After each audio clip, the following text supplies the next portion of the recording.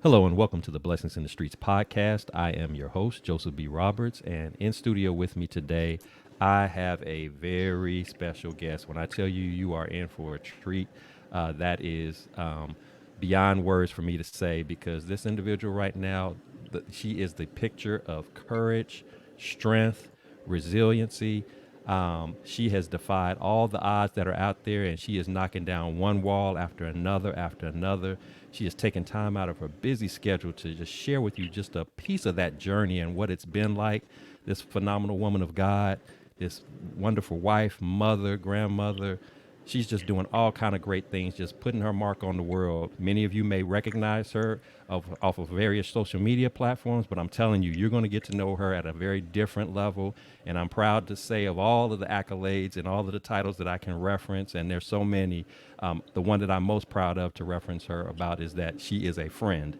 And it is my privilege and honor to have her on the show. So without any further delay, allow me to introduce to you, ladies and gentlemen, Miss Chantaquillette DeVille. Welcome to the Thank show. you. Thank you for Awesome. having me. I'm honored. Absolutely, absolutely. I am loving this. I'm excited already, and I've known you for some time, and I'm excited for you, and about you being here. Just like I'm a big fan of yours, so and I am, but but nevertheless, I'm glad that you're here and taking time out of your schedule. So before we jump into our segments of the show, I do want to give an opportunity for you to just give a little bit of introduction about yourself and where you're from and the thing and what you're all about and what you're doing. So again, please do share that with our audience. Absolutely. My name is Shanta Collette. You introduced me very well.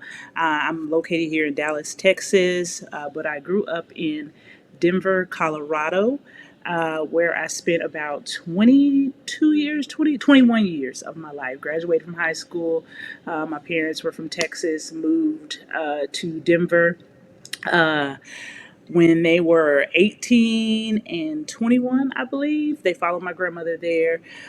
So I grew up in a normal household. I had two parents, both working parents. My mom was actually an entrepreneur. She had a cleaning company, and my dad was a chemical compounder for a company called Universal Chemical, and they make things like Windex and things like that. So he was the chemical compounder for that company. Growing up in Denver was very different. Mile high mountains. It's not what you get here in Texas. I know you didn't grow up here in Denver either. So it was it was amazing. A lot of snow, growing up in the snow. I remember, making snowmen and doing snow angels all the time. The weather in Denver was always predictable, so it could actually snow. It snowed many times in June. So, yeah, I have one sibling. And I had another sibling, Jackie Rashad Session. He passed away in 1992. So up until then, I would say I had a pretty normal childhood, right? We were very close family. We would travel back and forth to Texas 4 to 5 times a year. My dad is very family oriented, so we were at family reunions, Thanksgiving, Christmas, all those things you could think of. We were there. So yeah, that's just a small part of who I am. We could go hours and hours, and now today, I am a retired I am a retired IRS revenue officer who has transitioned into her purpose. I am a stand-up comedian, transformational speaker. I call myself an unlicensed therapist of laughter.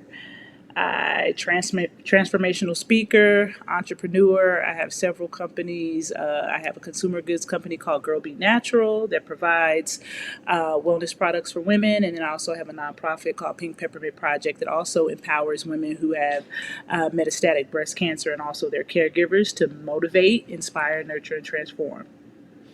Wonderful, wonderful. That is a powerful intro of the many things that you're doing, and and I'm sure people are looking at you who may not maybe are seeing you for the very first time, and they're probably thinking, "Oh, she's retired already," Mhm. because you still have that youthful appearance about yourself, and but yes, you are retired, and but but you're not retired in the traditional sense of I'm retired and I'm just sitting back growing old doing Yeah. nothing. You're still making moves, doing some very powerful and wonderful things, both to the community as well as just individual initiatives and being an advocate for people who need that representation, and just very deliberate and very specific in what you in the various works that you're doing. And again, we're going to delve in a little bit more about that as we progress along. But with this journey, as special and as wonderful and as awesome as it seems, even what you shared about your upbringing, we all know that as we go through life, there's going to come a time when there's going to be some bumps in the road. That there's going to be some things that just hit us a little bit different, a little bit heavier weight on our shoulders. That it may even get to the degree that we feel like, how am I going to actually make it through this? This is a bit much, even for me, who's able to navigate and work my way through most stuff. And so I would imagine your situation. Well, I know for a fact that your situation has had some of such moments like that. Some of which I've had an opportunity to personally witness, not necessarily understanding it at the time why it was happening to someone like yourself, with so much promise, such big goals for you and life ahead of you. But nevertheless, God never said that. There were certain people that were going to be separated from going through. We all go through storms. It's not a matter of when. It's not. I should say it's not a matter of if, but it's a matter of when it's going to happen. And each of us have our own respective moments in time, and that's not been that's not been an exception for you. So with that said, I would like for you, if you would, take us back to a time when you were faced with such a situation where I'm up against a battle that this seems insurmountable. I don't know how I'm gonna make it through. Obviously, through God's grace and mercy, you're here today to share such a story, so we know you made it through. But nevertheless, please, if you would, share with our audience what this journey has been like, and specifically, what challenging moments have you had to endure and eventually overcome in order to be here today to even talk about it. Yeah, absolutely. Well, we know God be God, and that's what I want to say at first. There we God be go. God. And, a lot of times we don't recognize what He's doing till long down the road, and so one of those particular times that stand out. Actually, you were part of it, and it was actually what is it, April 9th, 2019. So it's about 4 years ago. I came into work one day for a town hall meeting. Normally we're out in the field. Like I said, I was a IRS revenue officer. Uh, Joseph didn't mention he was my manager, so we gotta we gotta be as transparent as we can Yes. be in this conversation. But he was my manager, and I remember, um, you know, maybe a few months back, I was having, continuous health issues, and, he was working me, Joseph was working through those conditions and making sure that I was accommodated at work because it became a difficult time for me. I was someone at work who actually thrived, right? Thrived, loved being at work, didn't complain. Had a manager that I actually liked. It's very hard in the government to do sometimes. So I had a manager that I liked, and I remember on that day.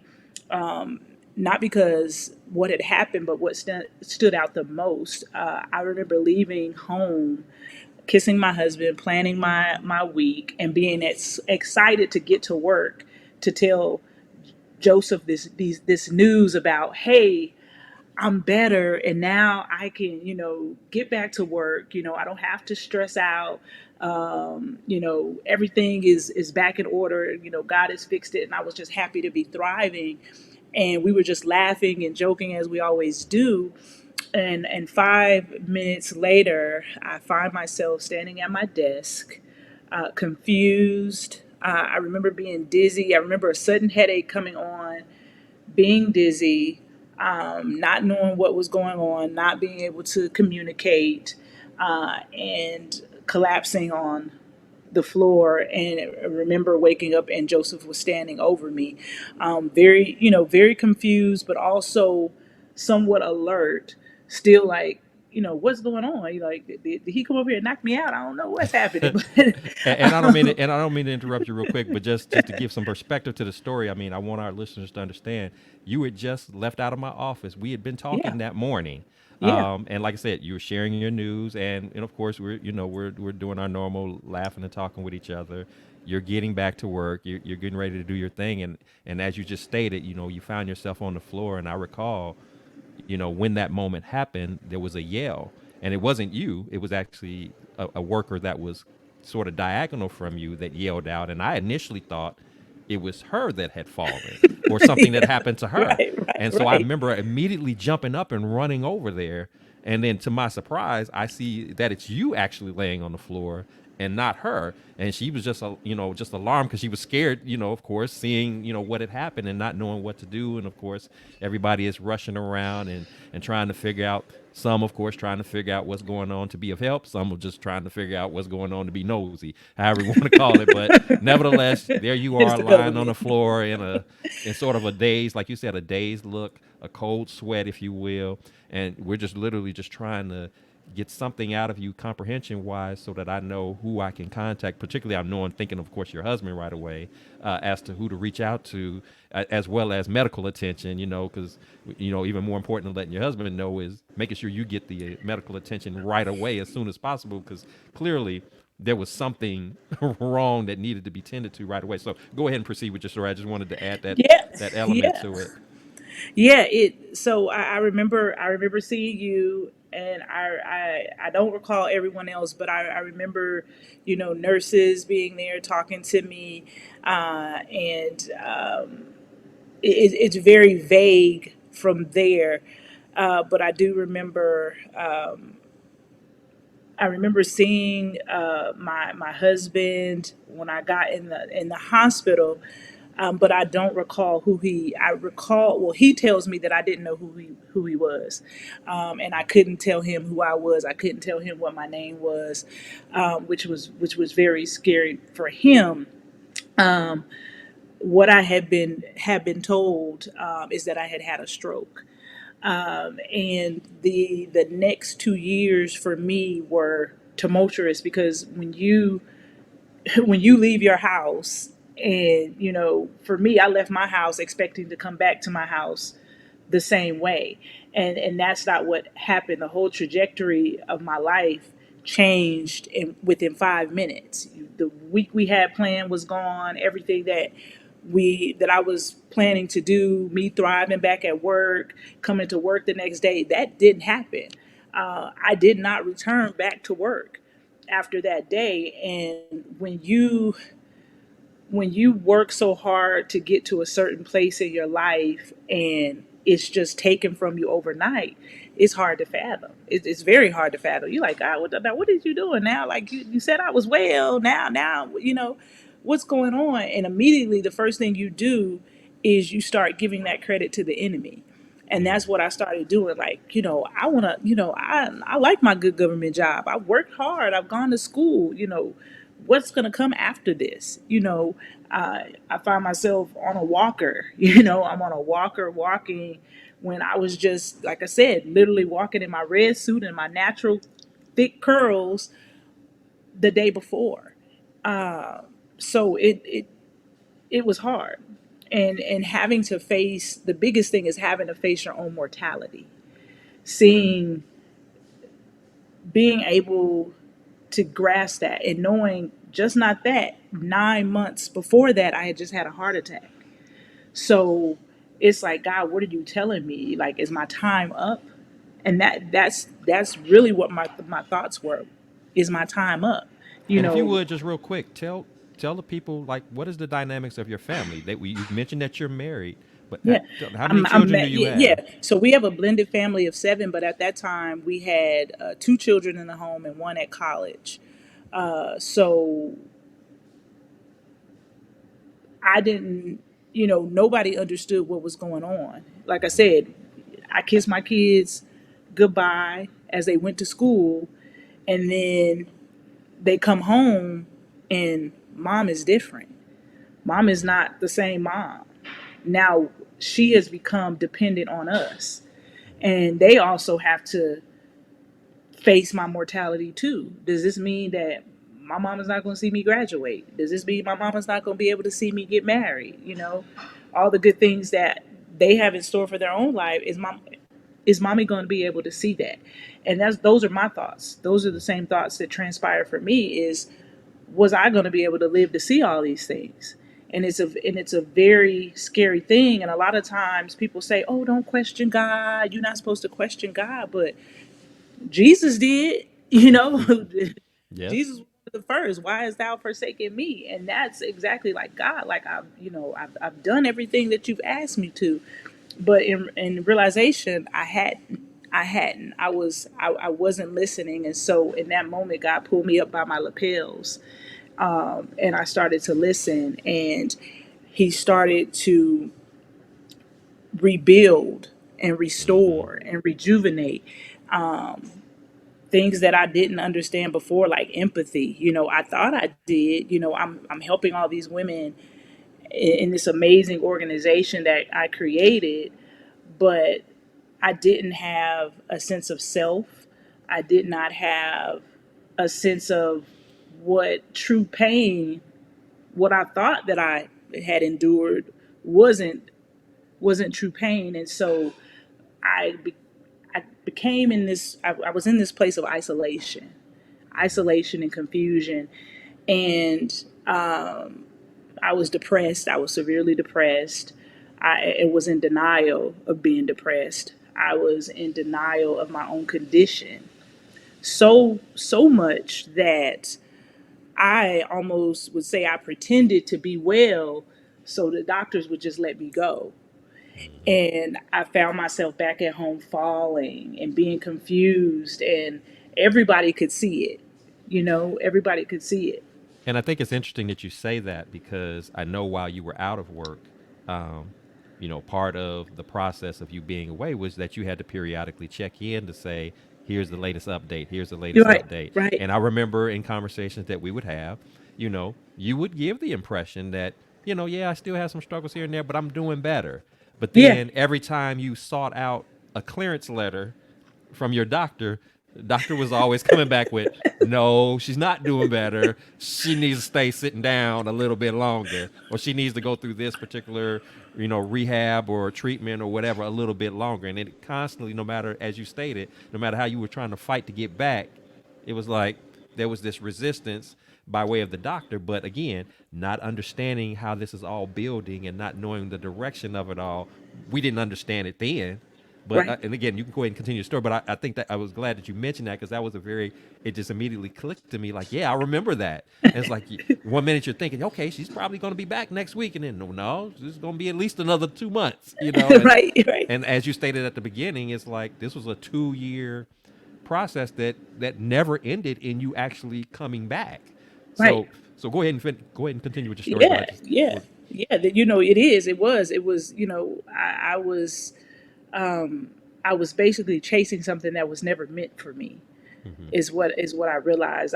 And God was quickly putting me down and shutting me down, and showing me like, hey, this is not something. This you're not going back to that.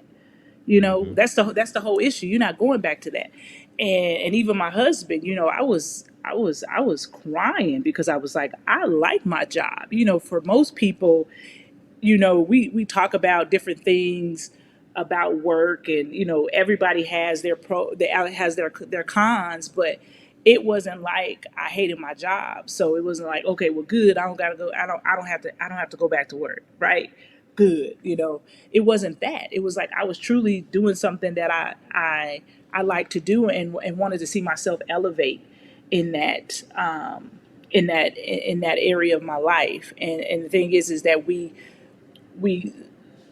so often find is that we have a plan for ourselves, but within those plans, God still orders our steps, Hmm. whatever that looks like. So yeah, so I went through this ordeal of depression and denial, and deceit. I can use all these D's within within myself, and it didn't become apparent to me until I one day found my daughter, my youngest daughter, playing on her phone app one day, and asking me to participate in this activity that she was doing on her phone. And I started doing the activity with her, and I enjoyed it. And then my son became involved, and at first, and I was still in intense therapy, going to therapy. And what people don't know, the magnitude of therapy is that it was 5 days a week. So I'm having to go to the doctor 5 days a week, 3 hours a day, physical, cognitive, occupational therapy, which was mentally draining so much that I was just like, is this, God, you could have just took me out. Like, Hmm. this is not what I desire my life to be like. And you hear what I said, it's not what I desired, Hmm. but God had desired something else. And so I remember one day coming home from therapy with my husband, angry, mad. I used to come into work. I love looking nice. I love looking nice. I take pride in who I am and how I look. But that's just not who I was anymore. I just felt sad. Um, and it became a pity party within myself. And I remember, getting playing on my phone one day, and setting a tripod up, and getting on this social media app, and talking and thinking about different aspects of my childhood, and how I felt within myself at the moment. And so I started telling this story, this fictional story, about how this woman goes to the school to pick up her child, Yes. and nobody recognizes her. And in that moment, what most people don't know, they do know now, is that if you look at that video, you could see my eyes were red. You could tell that you could tell that I'd just been crying, and I had, tried to fix my hair for the video. But what I was describing in that video was actually how I felt about myself. And in that moment, there was a shield, there was a weight that lifted up off of me, and it was where the breakthrough came in, because God was looking for the vulnerability and the transparency that I didn't have before. And it opened up a door, because I woke up the next day with my phone going crazy, and people calling me across the country asking me, "Is this you?" And in a moment, for me, it was frightening, because I was like, well, wait a minute. I'm going through therapy. I'm supposed to be, listen, I still got a job, right? So they like, look like she talking real well to me. Look like, look like she's doing real good to me. Uh, she get on some cases. She talking that good, but it was very frightening. So I was like, well, what is this? This is not, the virality came, and I was like, what does it even mean to be viral, and what does that mean? That's not what I want. I didn't want to bring attention to myself, because all these other videos, they weren't doing it. They weren't making the masses, or meeting the masses of people, that this video did. And what turned out to be my pain actually turned out to be my promise, because people started reaching out and saying, "You don't know how that made my day," or how the adrenaline, you took me to different levels of my life, from fear to laughter to humility. And I really didn't understand that. And then when people started saying, "Hey, can you do some more? Can you tell us some more stories?" I just kept doing it, and it kept growing. And what God told me is that there was a message in my madness. And I learned that, and I tuned in, and I started listening to God. And so it was easier for me to walk into my purpose. It was easier for me to find myself, and to understand, and start turning into the word, going into the word, and understanding what God was actually trying to, not actually what he was showing me, and being able to receive it and knowing that there was this gift inside of me that had always been there. Um, as you know, I'm just inherently silly. I'm just a person who, I think that was one of the things that made us connect because I think I said something. I said a movie quote, and I'm an avid lover of movies and movie quotes. There's everybody's like, oh my God, there's not a quote that you don't know in a movie, and so and a lot of times I do that, and people are just like, and it was one of the first times that I remember saying this movie quote, and you turned around and you countered that quote with it was rebuttal at the right response, and I was like, and then we just kept going, Right. and a lot of people are like, you do that at the workplace, and I'm like, that's even with my cases, I've just always been a humorous person, and I've always wanted to do things with love and joy, but was somewhat embarrassed sometimes because people were like, well, you can't do that in corporate, or you can't be this certain way because people will look at you this way and that way, and it'll hinder you from moving up the corporate ladder, and so you become reserved. But God says that your gifts will make room for you, and so Hmm. there's no box that I can be put in, and my voice will reach the masses, and so. Regardless of what I do, what I find now is whether I'm advocating for heart health, I'm advocating for breast cancer patients, people will come back and say, "Hey, can you end it with a joke? Can you be funny? Can you add some humor to it? Because that's what we like." And so I know truly now that I'm walking in God's promise and doing it very intricately, Hmm. so I can see every step that God. I want to be able to see every move that God is making in my life and understand it. Right. And I want people, and I'm glad that you're one, your transparency and sharing all this is powerful because I think people need to really understand the core essence of your message. Even when you explain the video, and I remember the video, in particular, the viral video that you're speaking of, and but I never knew that that was actually you speaking from a place of pain versus just trying to be funny. And but sometimes you need to have that laughter moment sometimes to sort of just help you, as you stated, like to help heal, to help bring some kind of light, some kind of joy to the pain that you're in, just so that it just takes a little bit of pressure off of you, if even if not just for a moment. But what you thought that you were just doing for you ended up having a monumental impact for Yeah. many.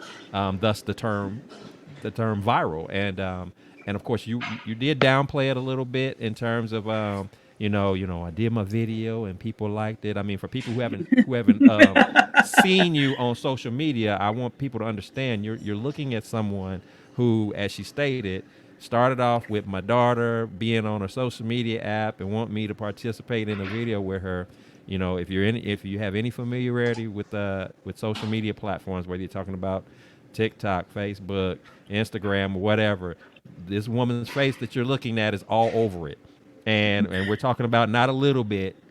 We're talking about in the realm of hundreds and thousands of followers and likes and comments and people thirsting for more and more and more and more, not even probably wanting more than what you can physically continue to put out on a Yeah, day-to-day yeah, right, basis, like as if absolutely. they want you to be their personal, as you said, you're an unlicensed, therapist of laughter, and I want you to be on duty 24 hours a day, so when I need a joke, I can count on you Absolutely. for that. you know just okay, do that thing you did. You probably run into that now, just Oh when you're yeah. out and about in the stores or malls or whatever, and somebody sees you, do the such and such character, do the skit, and you're like, Hmm. okay, why don't you just check the video out, and you'll capture Hmm. all of it. But so yeah, that's very powerful how God took, one of was really one of your darkest moments in life, like you said, a face to face with mortality, and yet he took that and he navigated it and leveraged it in a way to now you're walking, as you stated, walking in my purpose.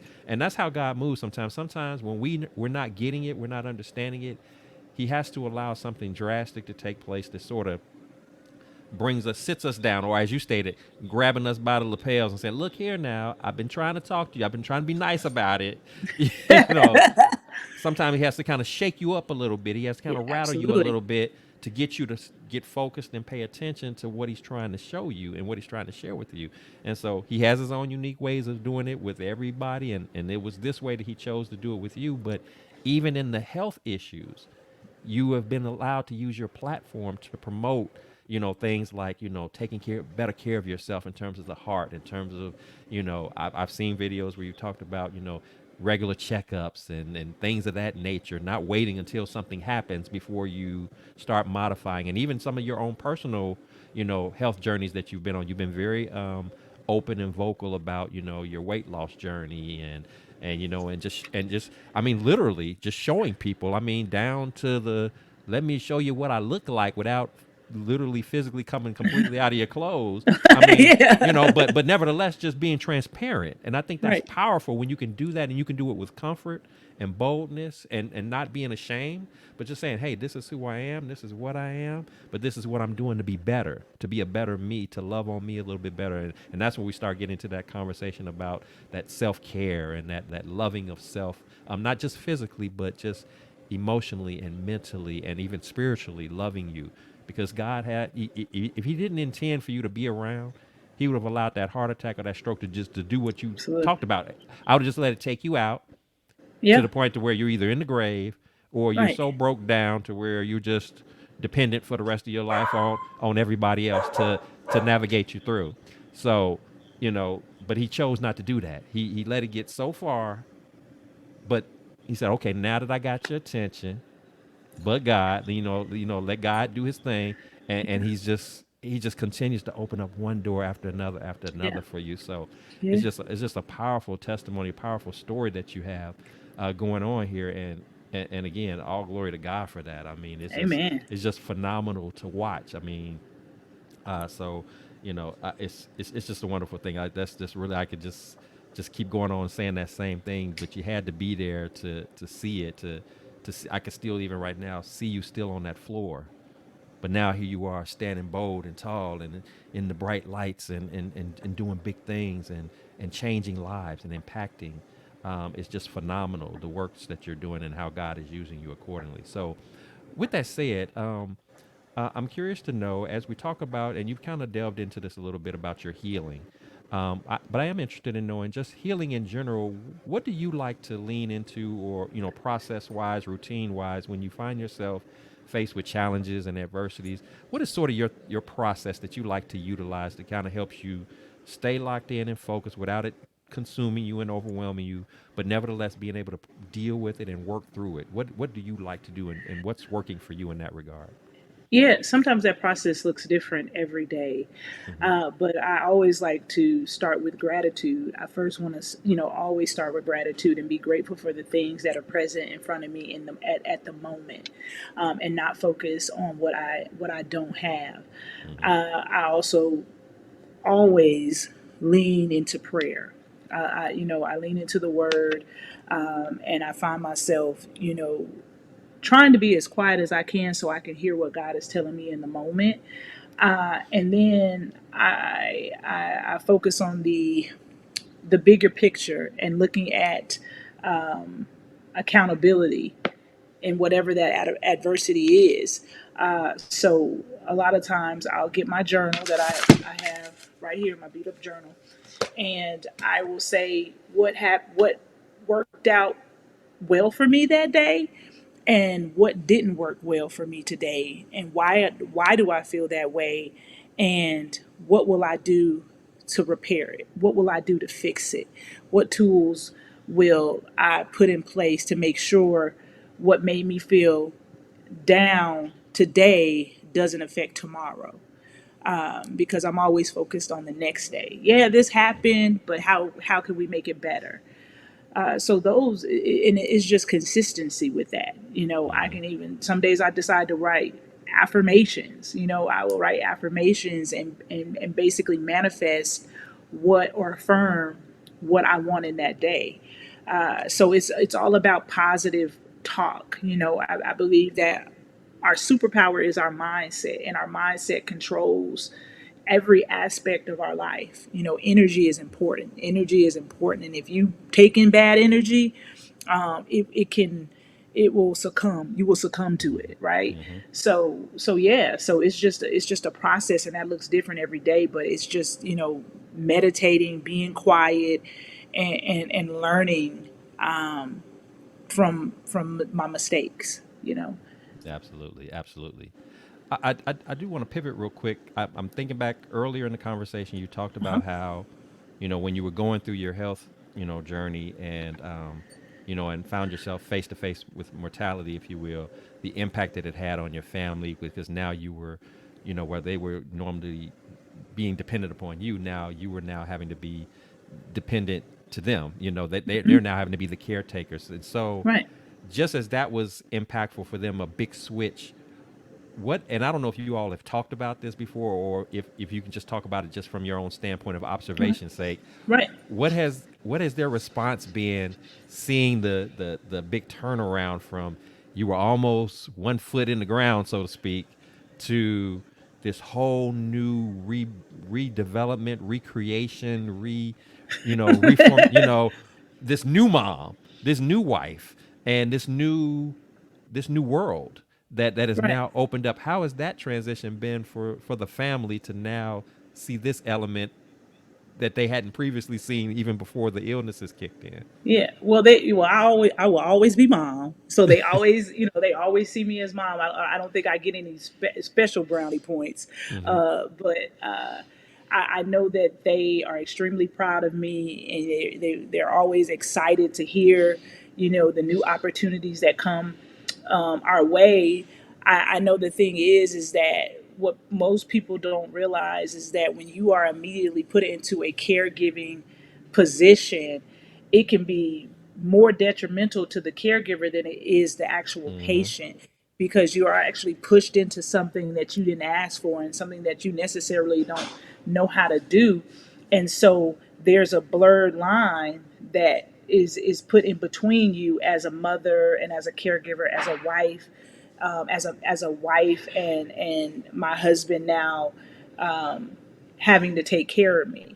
There are very blurred lines when it comes to marriage and caregiver and parent and child and caregiver. So I won't say that it was necessarily easy, Hmm. because we were all dealing with the change, and I probably was dealing with the change the hardest. So I can honestly say that I may have not always been the most pleasant person, in the beginning of that, because I was angry. I tried a lot of times for them not to see that, Hmm. and I feel like in the beginning that may have not been the most healthiest thing for them to see. But now, I'm able to share how I feel. I'm able to embrace it. I just went to New York. I got back from New York yesterday, and everybody is excited about these different stages of life because it's going to impact them. And mama get money, of course the kids going to get money too, right? So Right, right. everybody going to eat well, right? So they are, they're my tribe, you know they're my tribe. And they also, even with all of this, they still realize that there is an important side of me that always has to be nurtured, and that is the wellness side. They have to make sure that I'm still healthy, and a lot of times they say, hey mom, maybe you are doing too much, maybe you need to lay down, maybe you need to do XYZ. So they hold me accountable in every aspect of my life. It's not all about, it's not always about the glitter and glam of everything. It's about the whole entire picture, and how everybody fits in these different pieces of my life. And I love to hear that they are still, like you said, being mindful of your health and well-being, because while you have made tremendous progress from where you were, from that moment of stroke, you still have certain lingering effects of what that's Absolutely. been like. There are moments when you're not 100%, even though the people who see you on your videos, they see the bubbly, Yeah. jumping Yeah. up and down, bebopping around. But you've even mentioned, and I think even on some of your videos, you've mentioned, y'all don't know, it took everything in me to do that video. As soon as I hit the stop button on it, I had to go sit down somewhere because I was tired, Right. and it wasn't tired because you had done a whole lot. It was just because your body is still My in the process of body recuperating just recovering. from the wear and tear of the stroke and the heart attack and the other things that have Yeah. I just had a done brain to you. injury. It's Yeah. a brain injury. It's a brain injury, and affected the most part of the important part of my brain. It Hmm. affected my right side of my brain, and so a lot of people forget that. I could be in a conversation, and a lot of times I'll be like, oh, I forgot to do this, or this really impacted me, and that's because I had a stroke, and people will start laughing like, girl, that girl, that happened so long ago, and I'm like, listen, I go to a neuropsychologist every month. I go to a neuropsychologist every month.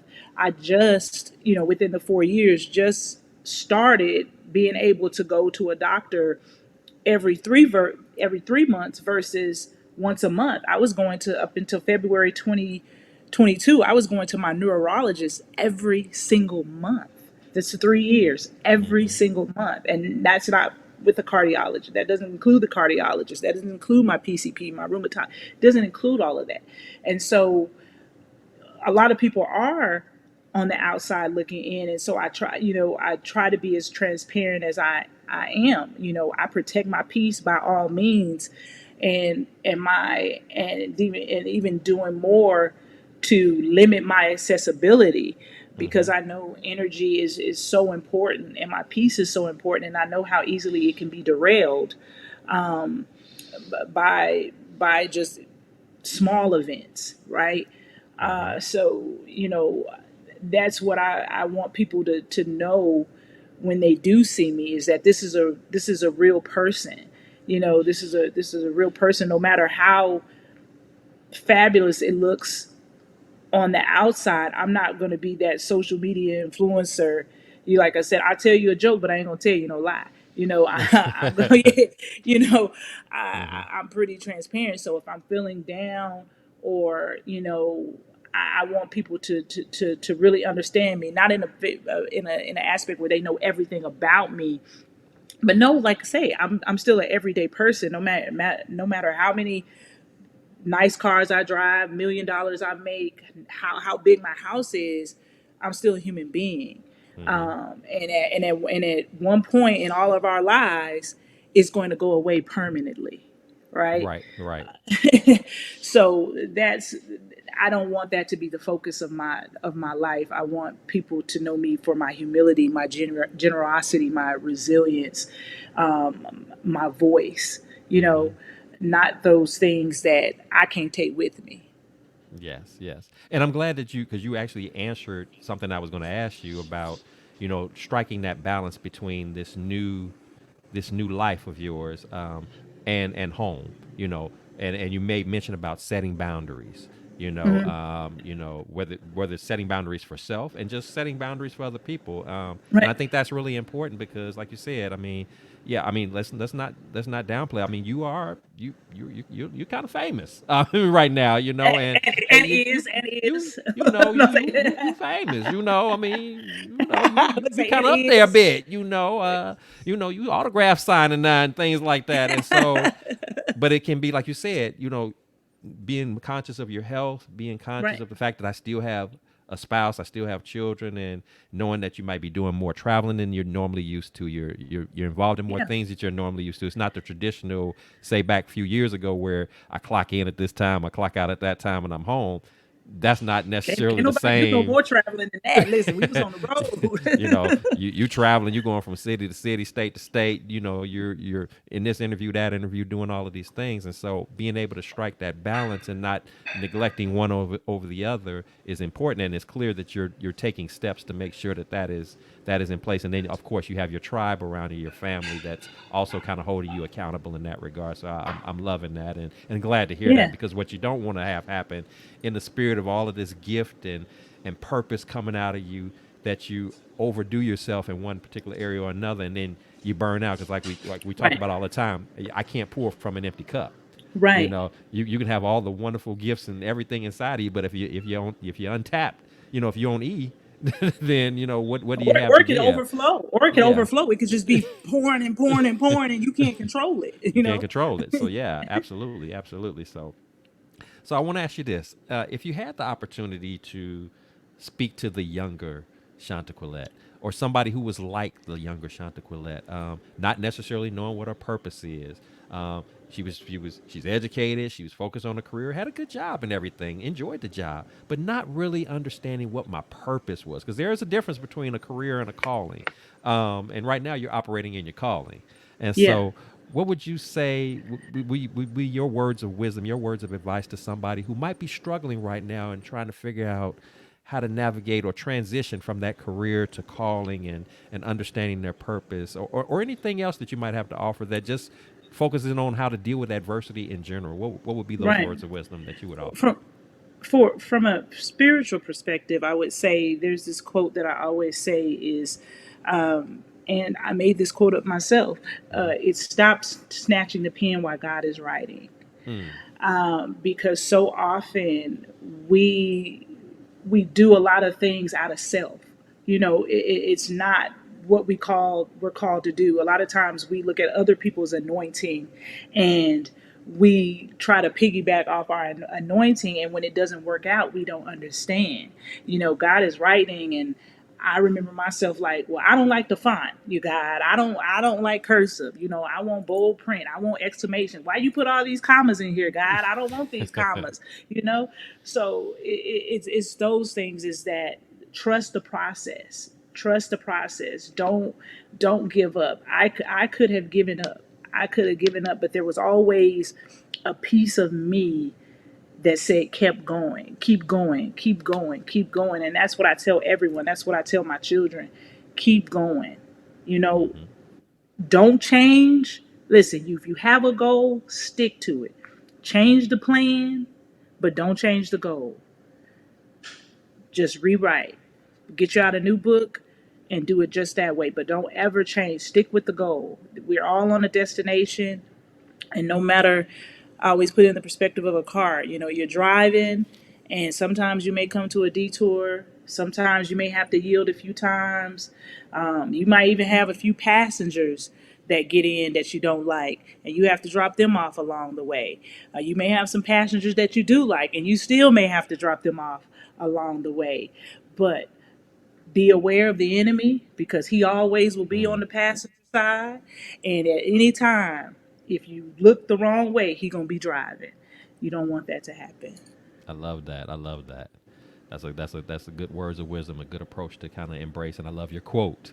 Don't snatch that pen while God is writing. Don't he let him do his thing. Don't quit interrupting. Quit trying to Yeah, step in his lane. This is his lane. This is your lane. He'll get to you when it's time. yeah, yeah. And like you said, and I tell people all the time, we don't have to understand what God's plan is. We don't have to understand all the details. We just know, as long as we know that He's the one who's navigating it, He's constructing it. That's what's important, because Right. we know that He's never going to send us on an assignment that is destined to fail. He's not going to put us on that trajectory. So it's important that we make that connection accordingly. So before I let you go, I do want to give you an opportunity to, or I should say, I want to have the opportunity to celebrate you, to affirm you, to love on you. So please tell us, Absolutely. is there anything that you got going on right now, events, activities, new projects, or anything like that that you'd like to share that people need to know about and perhaps could participate in or support in some type Yeah. of way? Yes, please share. Absolutely.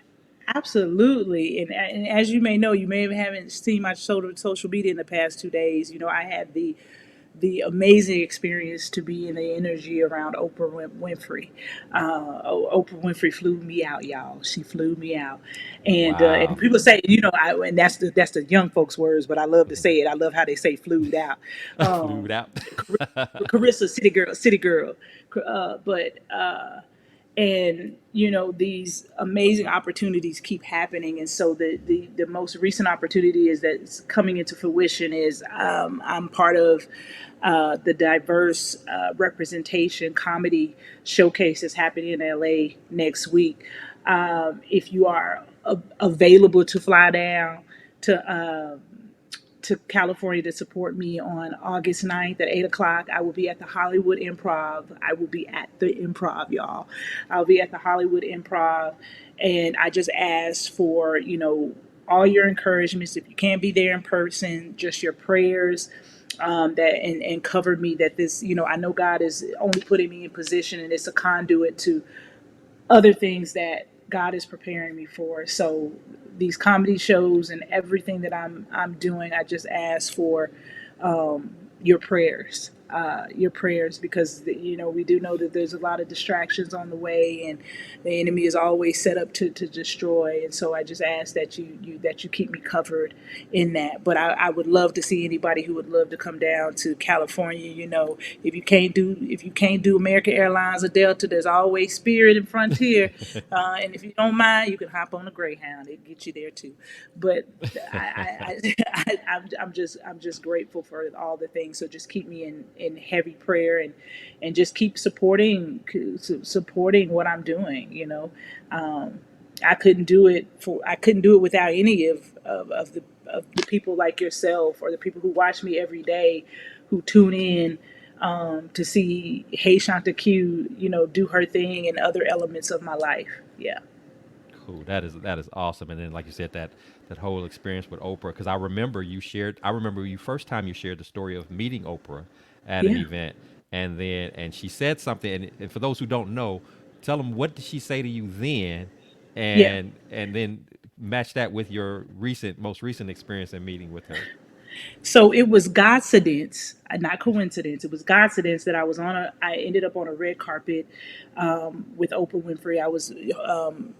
I guess I was I won't say a red carpet host, but I was one of those individuals that make sure that people get down to one end of the red carpet to the other.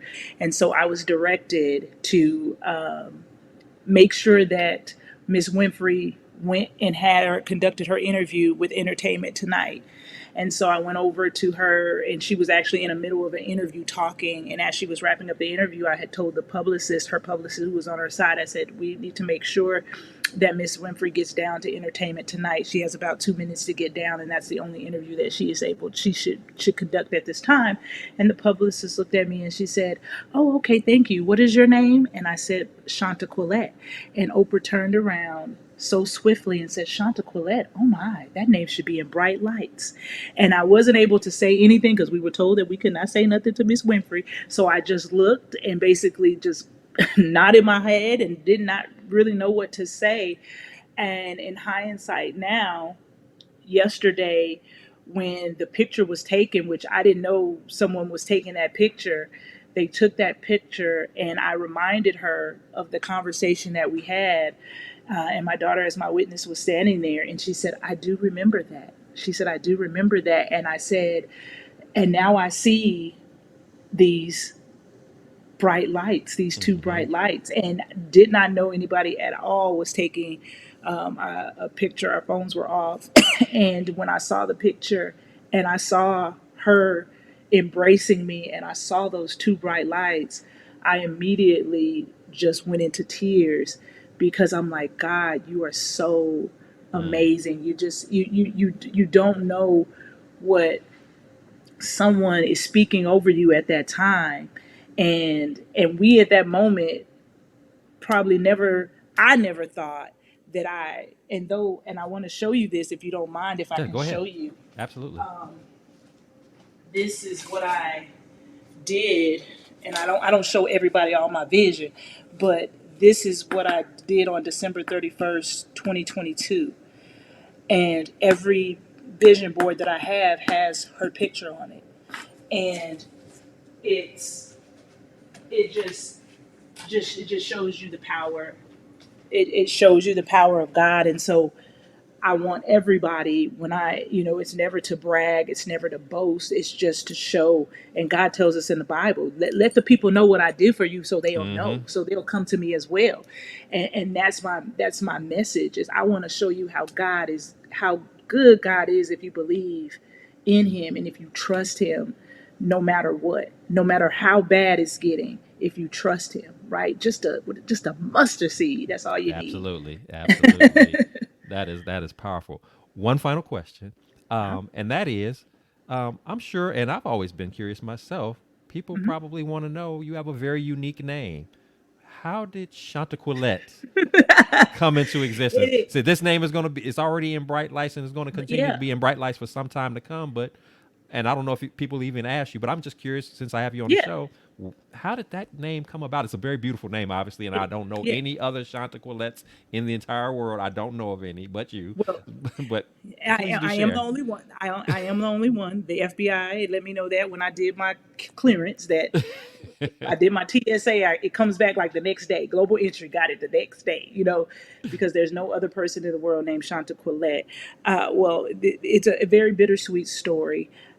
My mother and one of her cousins, they used to talk in high school, and her cousin would say, when I have a baby, I'm gonna name my baby Shanta Quillette DeVale. That's my name, Shanta Quillette DeVale. I'm gonna name my baby Shanta Quillette DeVale. And they graduate high school and they become grown, and her cousin becomes pregnant. And unfortunately and tragically, her cousin was killed in a car accident while she was 9 months Mm, pregnant with the child that she was going to name Shanta Quillette DeVale. And so when my mom was pregnant with me, she decided that she was going to name me Shanta Quillette DeVale. So I have that name now, which I didn't like at one time.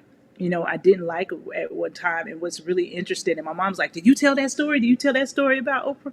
Because it was just maybe a few months before that I had started using Shanta, because I would always have people just call me Shanta, or mm-hmm. Shanta Q. Just call me Shanta or Shanta Q.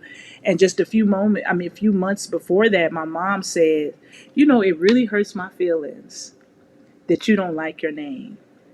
And I Mm, thought to myself, I was like, well, I don't want to hurt my mom's feelings. And I knew the story behind the name, and I really didn't understand it. And I was like, it's really powerful. I was gifted something that someone else wasn't able to use for themselves. mm-hmm. Right. And just a few months later, the biggest name that we of our time, even my son, when I told he got excited. I'm like, I didn't know Gen Z's really knew Right, right. about my son's like the black billionaire, the only black billionaire woman. And I'm like, yeah. He's like, man, yeah, that's big. But for have that person and that type of energy speak that over you and not Mm, even know, and to see that light. And then now in that moment, like I said, I was just walking people down the red carpet. I hadn't had a stroke,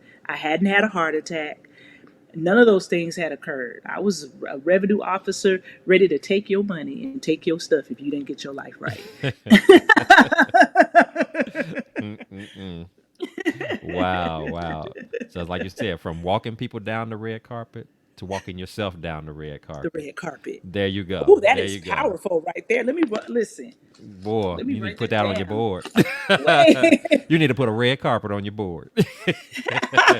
Say, I used to Yeah. walk people down the red carpet. Now they walk me down the red carpet. They talk to my publicist to tell me about an upcoming interview, and I need to be here and there. So I switch places. What I used to just see on the outside, I now exist in it. So that's powerful. That is Wow. powerful. And I know I've shortened your name, but for purposes of today, and I'm be more conscious about it moving forward. Except in those funny moments when you and I are just joking around, we have our own little Hey, nicknames for each other. But for today, you are tell Shanta them. You can Quillette you can tell them. DeVale. Shanta Yeah. Quillette DeVale. Better Everybody need known to in remember high that risk as name. Deuce. Recognize Deuce. Inside joke. Deuce. Yeah. Well, Chantaquillette DeVille, it has been a awesome pleasure to have you Thank on you. the I'm show honored. today.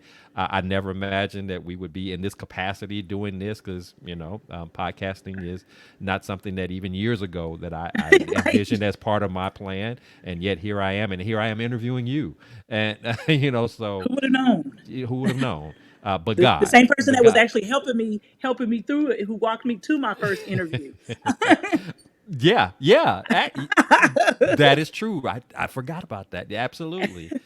You were so right. So just our connection from many years back, and it's still here today. And as I said at the top of the show, my most proud connection to you is that I call you friend, Yes. and I'm just so overjoyed in seeing how God is using you and moving in your life. And it's just every time I see your face, or even when I see people who try to show me stuff, whether and it's your face, and I'm like, I know her. I know who she is.